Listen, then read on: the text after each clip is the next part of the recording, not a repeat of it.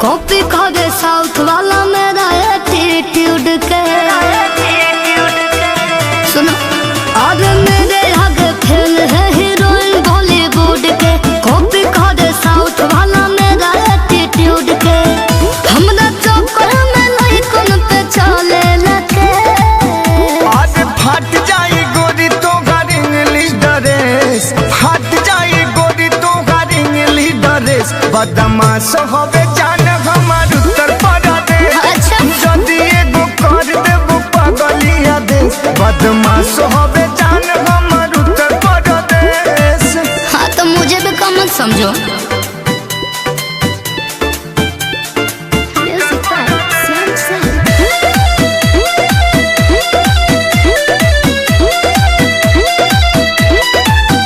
देखले हम बहनी हो ए बाबू बहुते रिया। सब हार मानल बाटे सुन हमारा हवेरिया। सुनो होइला काई पूरा हमार गोरिया। बदमाशन के लागी बजार गोरिया।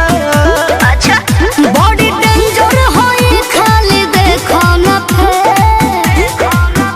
आज फट जाई गोरी तो घर इंग्लिश ड्रेस। अच्छा। फट जाई गोरी तो घर इंग्लिश ड्रेस। हाँ। बदमाश होवे जान हमार उत्तर प्रदेश।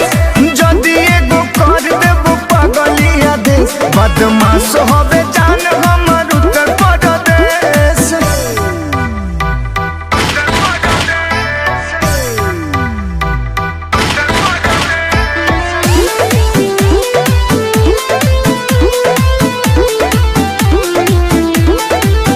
लुट जाइबो ए बाबू जदी मारब हम।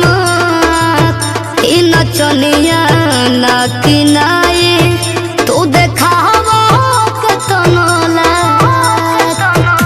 सुनो बुझ सर्वे सचिन के इशारा जा। अच्छा। नहीं यूपी में आईबो दोबारा जान। हाँ जाइबो हम पीछा के बाबू कले।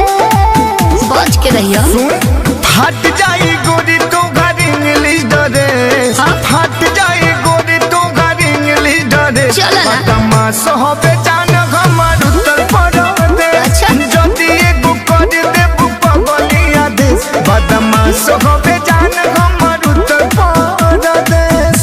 अरे हमार